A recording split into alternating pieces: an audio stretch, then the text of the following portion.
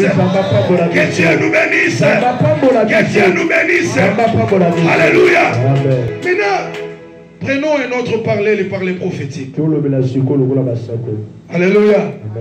Pourquoi Dieu demande à Moshe d'amener Aaron à la montagne? Alléluia. Alléluia. Numéro 1. Parce qu'au bas de la montagne, Aaron ne peut pas mourir. Alléluia. Parce que lui, il est le gérant du sacerdoce.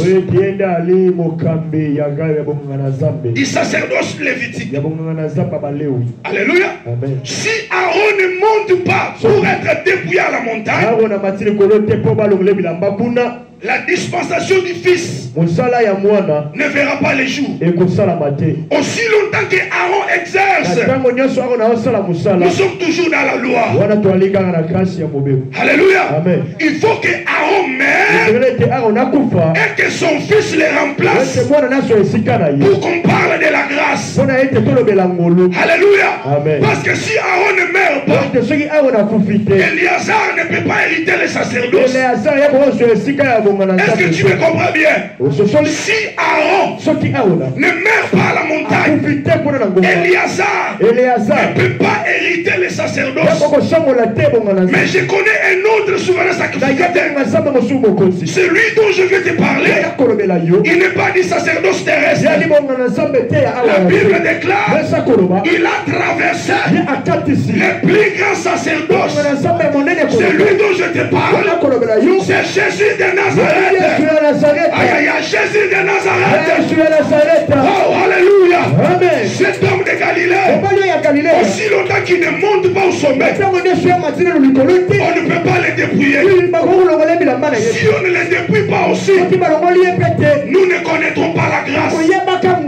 Parce que tout le temps de la vie de Jésus, c'était le temps de la loi.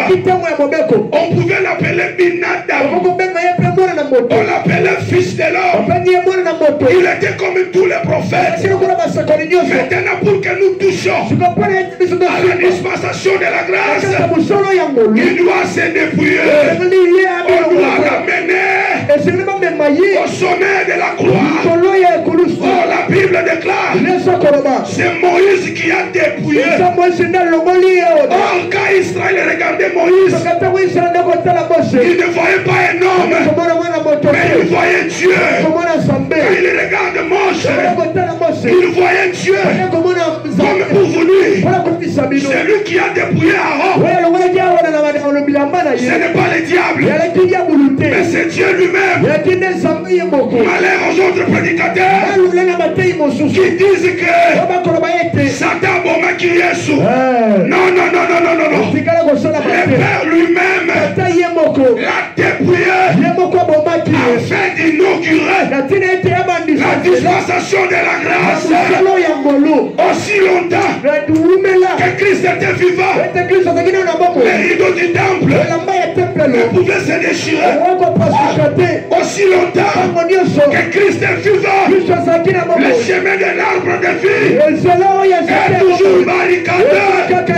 Parce que la Bible déclare les chérubins, ils agitaient une épée flamboyante.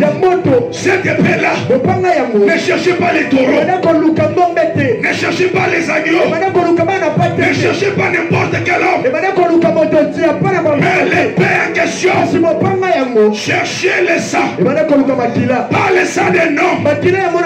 Il a fallu que Dieu lui-même quitte les trônes, vienne sur la terre, né d'une femme, et qu'il meurt à la croix, afin que l'épée qui cherchait le sang soit agitée de sang.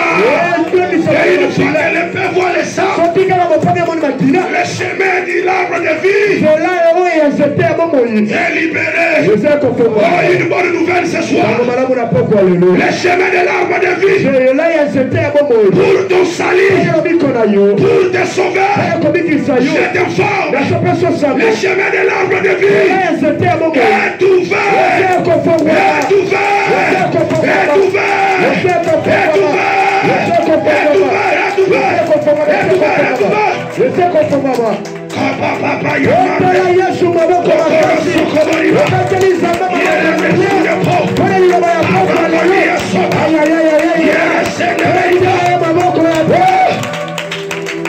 Alléluia. C'est pourquoi lors de son vivant, il a dit: je suis le chemin, la vérité et la vie. C'est comme pour dire, il vous dit ceci: je suis le chemin, mais pour que vous entriez par moi, il faudrait que vous me déchirez comme on déchire à la croix, et que vous trouvez le chemin. Alléluia. C'est pourquoi Ecclésiaste dit: il y a un temps pour déchirer et il y a un temps pour coudre. Écoute-moi ce soir, je te révèle le mystère de Dieu. Nous sommes au temps où l'homme a été déchiré. Alléluia. Il y a un temps pour déchirer. Il y a un temps pour déchirer quoi? Déchirer la chair d'Adam. Il y a un temps pour déchirer quoi? Les rideaux du temple. Il y a un temps pour déchirer quoi? La voie de l'arbre de vie. Et ce soir, le chemin de l'arbre de vie, il est libéré, il est libéré. Il est libéré. Petela ya wema moko ya bien. Ya petela maboko ya bien. Lelo boso kana poko lelo. Eseli loba ya pomba te petela maboko ya bien. Osali ya mole sembo. Sali ya mole sembo samba pambola yo. Ay samba pambola yo. Frères et sœurs. Alléluia. Amen. L'autre souverain sacrificateur, il n'est pas de l'ordre d'Aaron. Parce que Aaron est limité. Il n'est que dans les sacerdoces. Mais le souverain sacrificateur dont je te parle, il est de la descendance de Melchisedec. Parce que Melchisedec, il a les doubles casquettes. Il est en même temps roi. Et il est en même temps sacrificateur. Quand Christ marchait sur la terre, il était en même temps roi et en même temps sacrificateur. C'est pourquoi la Bible déclare: il a fait de nous un royaume d'abord et des sacrificateurs. J'ai dit ceci: Christ a fait de nous un royaume et des sacrificateurs. Parce que lui, il est de la lignée de Melchisedec, qu'on appelait roi de Salem, sacrificateur du Dieu très haut. Alléluia. Lui aussi, on ne peut pas les dépouiller au bas de la montagne.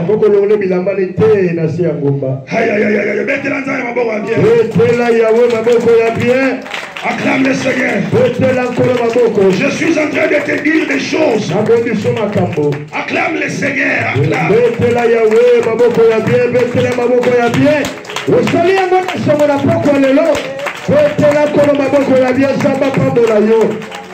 Oh, alléluia. Amen. Pour inaugurer la dispensation de la grâce, il a fallu que les sacrificateurs, dans l'ordre de Melchisedec, que nous appelons Jésus, soient aussi amenés au sommet de la montagne. Alléluia. Amen. Et là, la montagne, aussi longtemps qu'il a ses vêtements sur lui, on ne peut pas les tuer. On ne peut pas les crucifier. C'est comme si ils avaient la révélation, alors qu'en agissant dans l'ignorance, ils accomplissaient des grandes prophéties. Alléluia. Prends-moi Jean chapitre 19.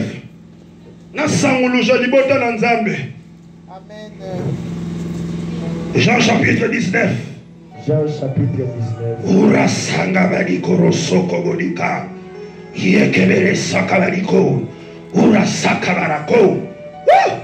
Prends-moi Jean chapitre 19, verset 23. Jean chapitre 19, verset 23. Vous ne savez pas la joie que j'éprouve quand je suis en train d'exercer le ministère.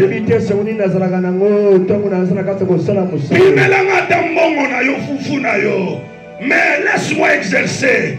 Je mets ça dans mon assiette. Lis-moi la Bible, lis-moi. Jean chapitre 19, verset 23. Voilà. Les soldats, après avoir crucifié Jésus, prirent ses vêtements. Ah! Nos amis soldats, après l'avoir crucifié, ils prirent ses vêtements. Donc il l'avait d'abord dépouillé. Parce qu'il fut crucifié nu. Le fameux film de Christ que vous voyez, on a placé Moukoussou sur les parties génitales. Il était crucifié nu. Alors les amis soldats, ne sachant pas qu'ils accomplissent des grandes prophéties, ils l'ont dépouillé. Alléluia. Comme il était aussi sacrificateur, il avait sa tunique, il avait la robe de l'éphod, il avait le pectoral. Mais sur le pectoral de Jésus, sur l'éphod de Jésus, il n'y avait pas seulement 12 pierres, il n'y avait pas seulement Israël, mais il y avait 5 pierres qui typifient les 5 continents du monde. Quand Jésus est entré dans les lieux saints, il est entré avec toute l'humanité.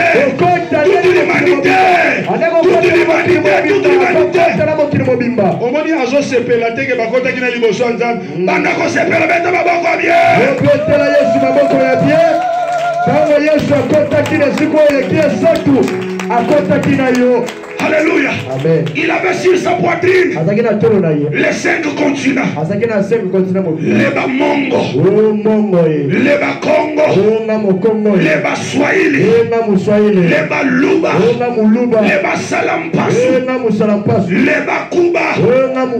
Quand Christ entrait, il les avait sur sa poitrine. Maintenant, comme on devait les dépouiller, on l'a d'abord enlevé tous ses vêtements. Continue à lire.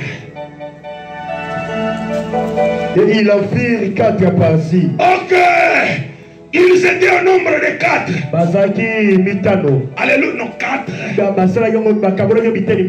Quand ils ont pris ces vêtements, attention, il avait la tunique et il avait le vêtement qui sont comme le par-dessus, voilà, Kazaka.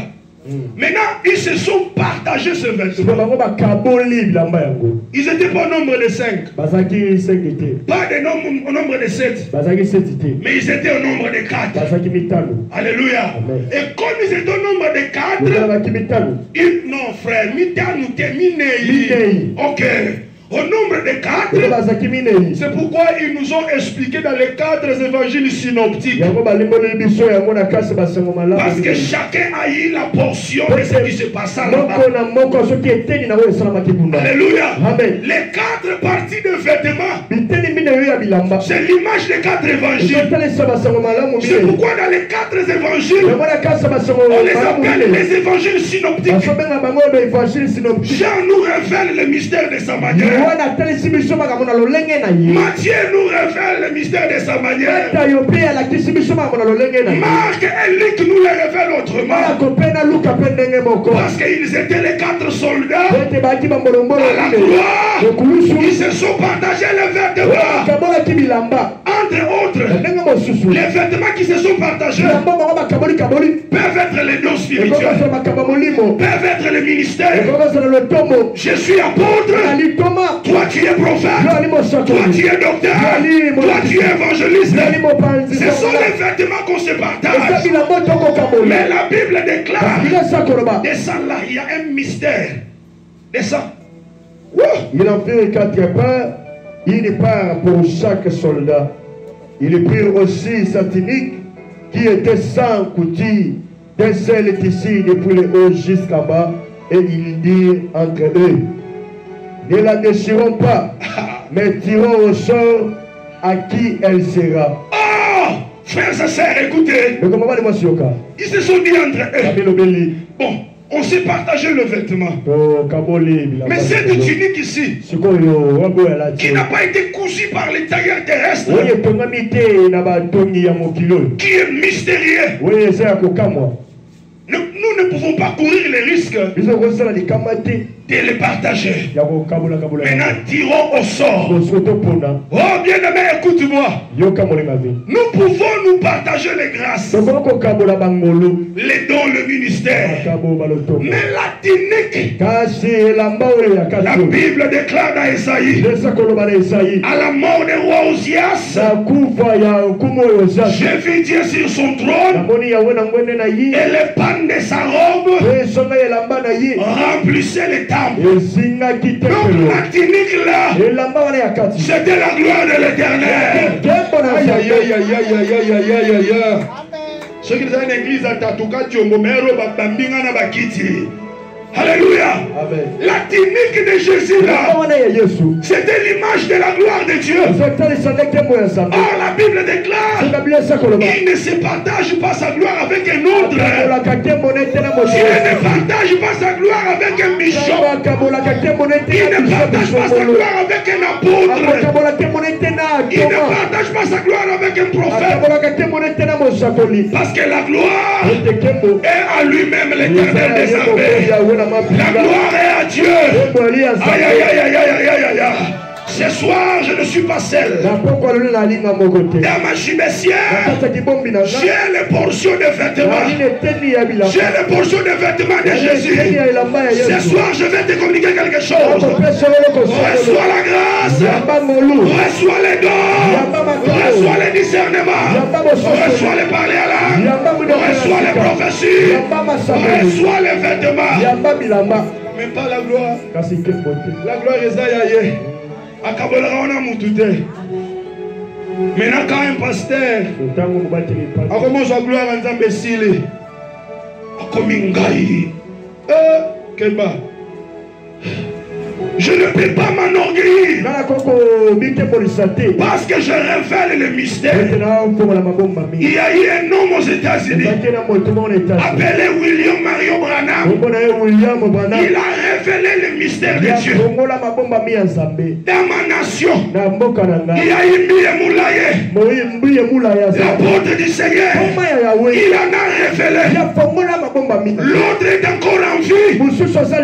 Il est à la 8e rue. J'ai aussi mon père Kalamba ici. Il révèle le mystère comme jamais. C'est comme pour vous dire, nous ne pouvons pas nous enorgueillir. Nasambela pona mwana kufa sekwa na beta tolote. Yana batu basambela liboso na batu basekwa.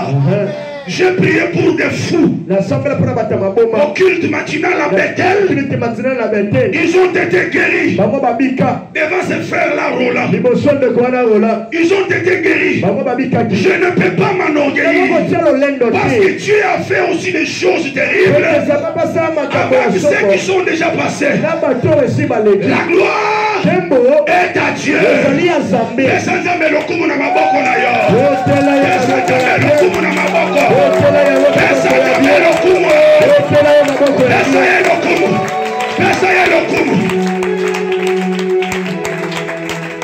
Alléluia. Ils se sont partagés les vêtements, mais pas la gloire. Alléluia. Merci ma mélodie. Alléluia. Dans 5 minutes on arrête. Alléluia. Mais il y a un mystère. Alléluia. Pourquoi Aaron doit mourir à la frontière d'Édom? Alléluia. Alléluia. Pourquoi pas ailleurs? Il meurt dans la frontière d'Édom. Donc dans le pays d'Édom, pour accomplir la prophétie. La Bible déclare dans Psaume chapitre 60 verset 10. Alléluia. Alléluia. Je jette mon soulier dans Édom et je me lave dans Moab.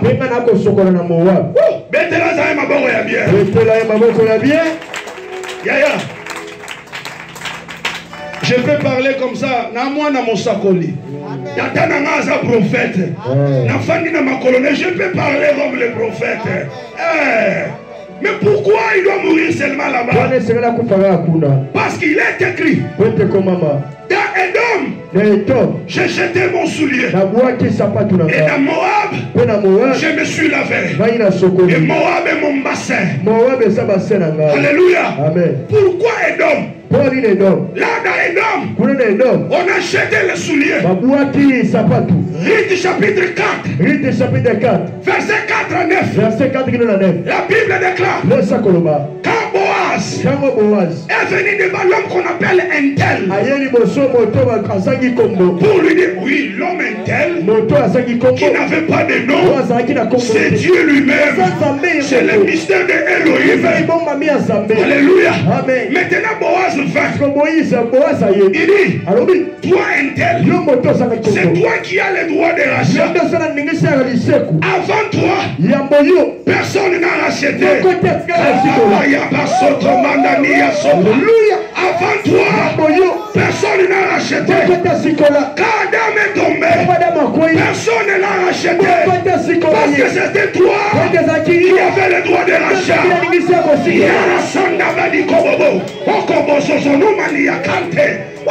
Et Boaz dit, à part toi, j'ai aussi le droit de rachat. Mais je l'ai après toi. Donc si toi tu ne rachètes pas, tu peux me communiquer l'onction de rachat. Et l'homme Entel prononce dans le futur, il dit je rachèterai. Boaz ajoute, il dit rachète aussi Rite.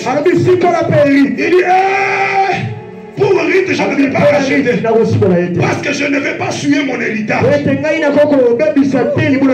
Or, Rite était une Moabite. Était une étrangère.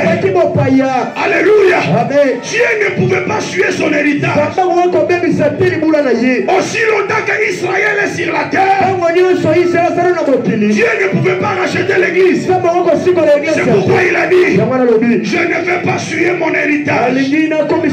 Alors l'homme Entel, il a ôté son soulier, il a jeté, et son soulier est allé tomber dans Edom. C'est pour cela, pour accomplir la prophétie de rachat, Aaron ne peut pas mourir ailleurs.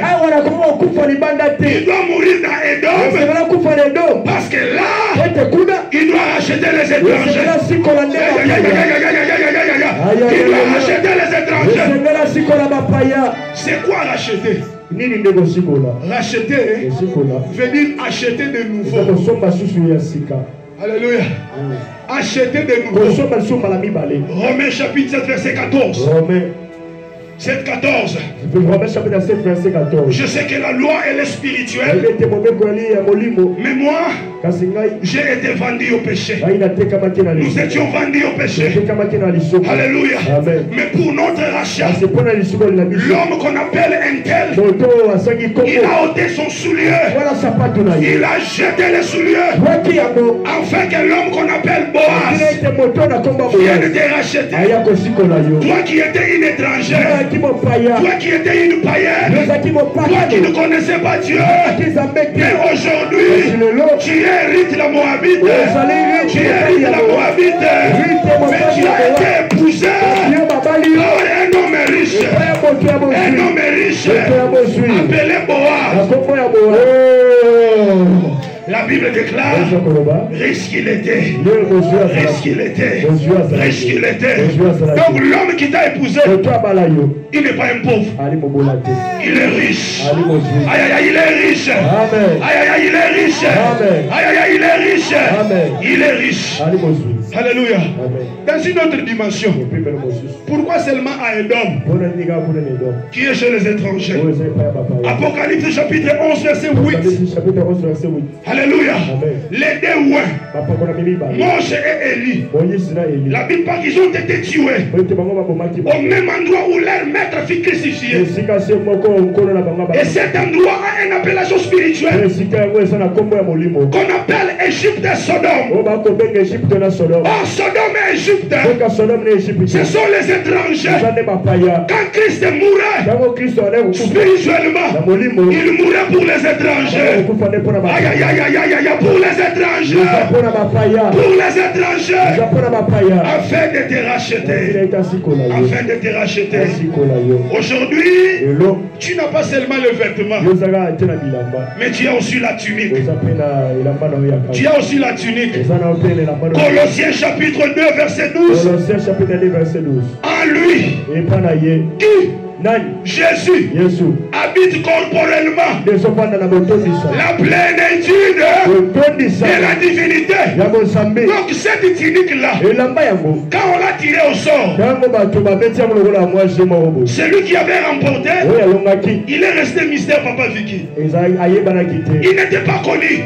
Mais par la dispensation de la grâce, nous pouvons comprendre qu'au milieu des soldats romains, il y a eu un étranger qui a remporté cette tunique. Et au moment où je vous parle, la tunique de Jésus, la plénitude de la gloire, est dans l'église corps du Christ. Aïe aïe aïe aïe, donc dans l'église de Jésus, parce que lui il est la tête. La Bible dit que non, à lui. N'est-ce pas qu'en Christ, lui il est le corps, lui il est la tête. Et nous spirituellement, nous sommes son corps. En lui habite corporellement la plénitude de la divinité. C'est pourquoi il est écrit, afin que les dominations, les autorités, les sorciers de Matong, les sorciers de Bokote connaissent par l'église la sagesse infiniment variée de Dieu.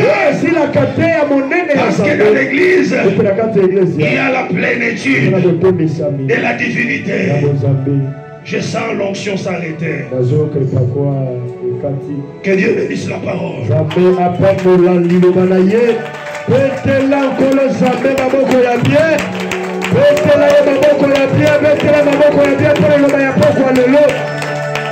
Acclame le Seigneur.